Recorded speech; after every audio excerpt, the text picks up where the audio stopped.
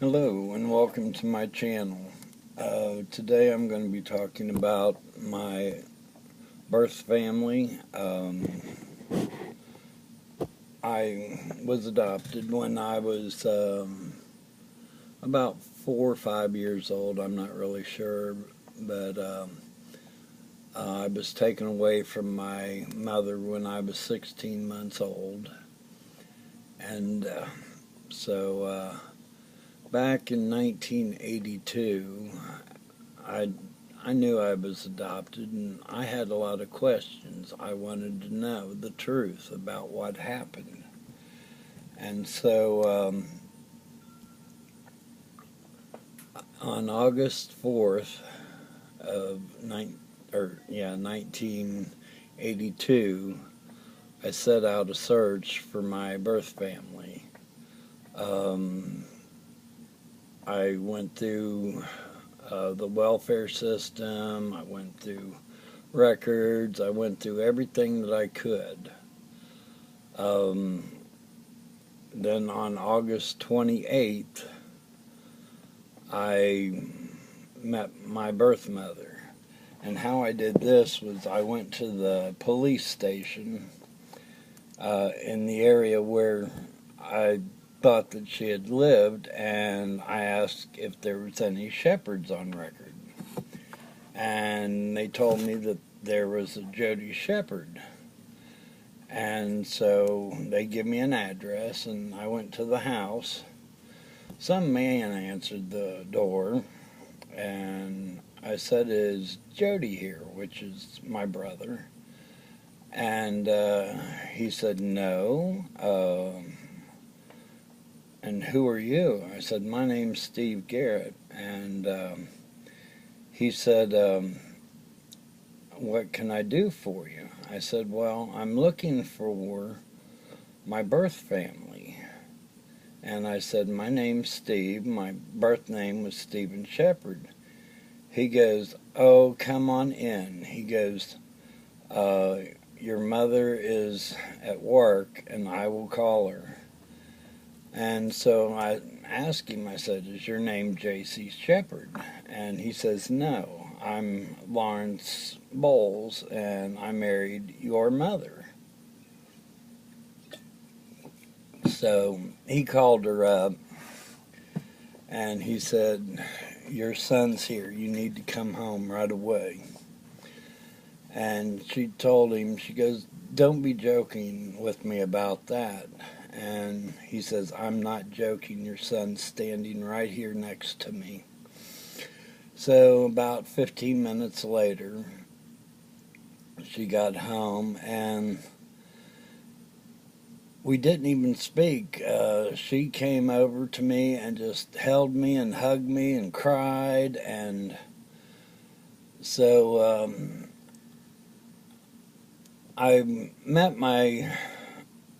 two of my brothers, Joe and Tony, and I met my sister Paula. And I knew nothing about them.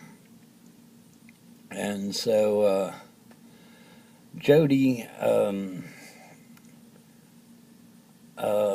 had already been in trouble, and he went to prison, and he's still in prison to this day. He was 14 when he went to prison. He did a lot of bad things. I am in touch with him all the time. I get to write to him, and but I didn't even realize that I had brothers and sisters that day because I was just so overwhelmed. So I went back to welfare, and welfare went to a judge and asked if my records could be unsealed. And so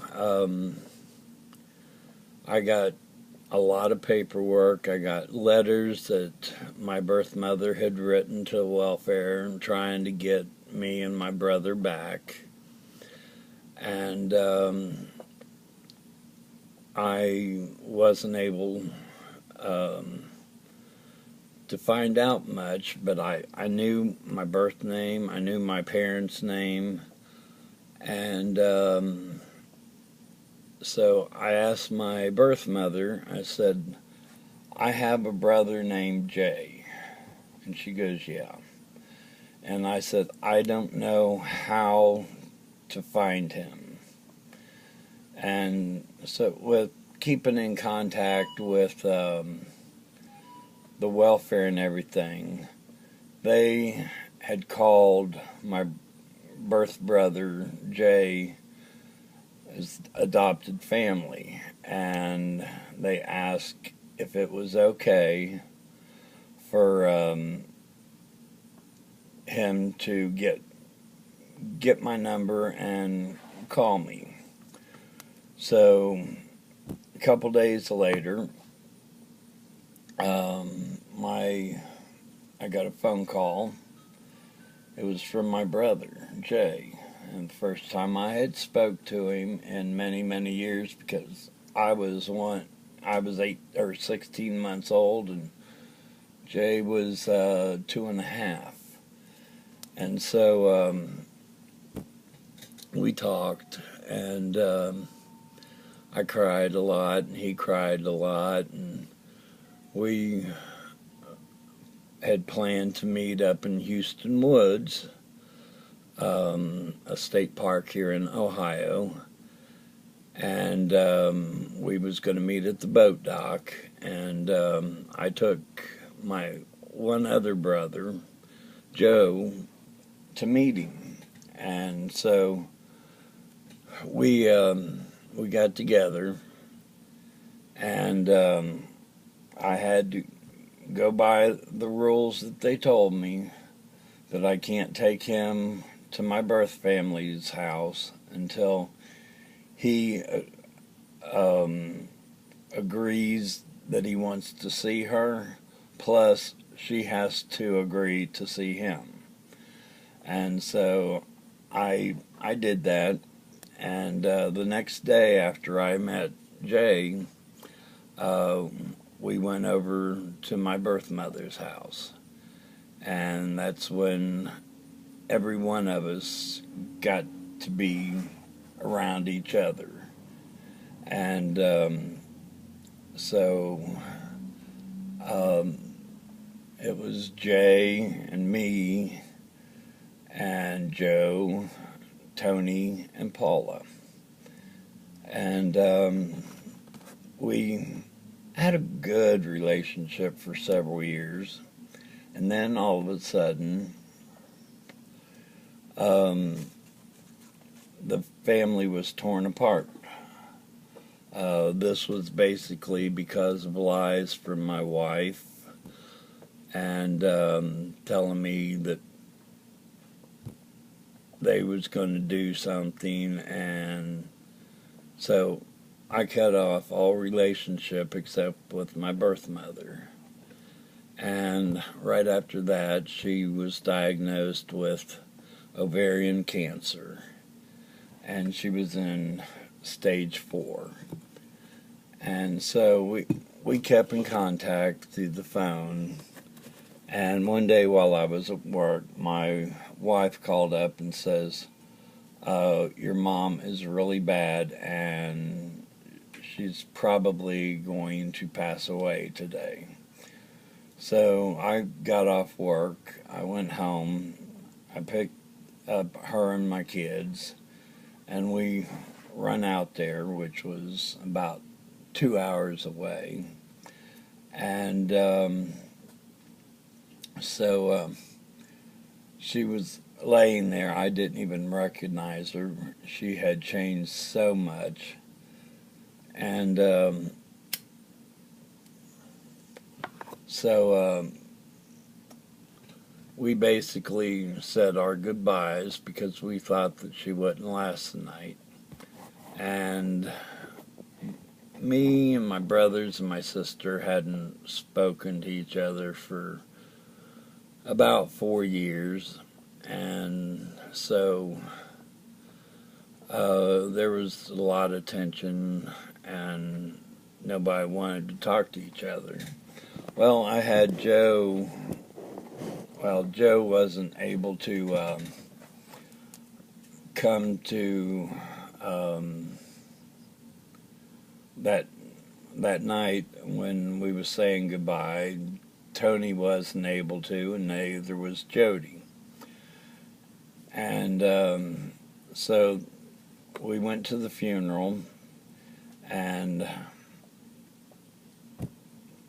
two of my brothers came to the funeral in handcuffs. One was for drunk driving, and another one was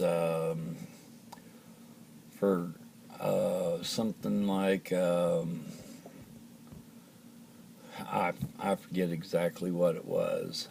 And then there was Jody, and Jody was escorted in. He was allowed to see his mother for the last time, but nobody was allowed to be near him. Nobody could talk to him or nothing.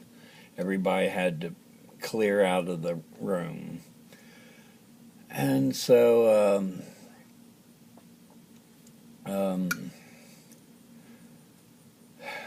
after the funeral, we went out to the gravesite, and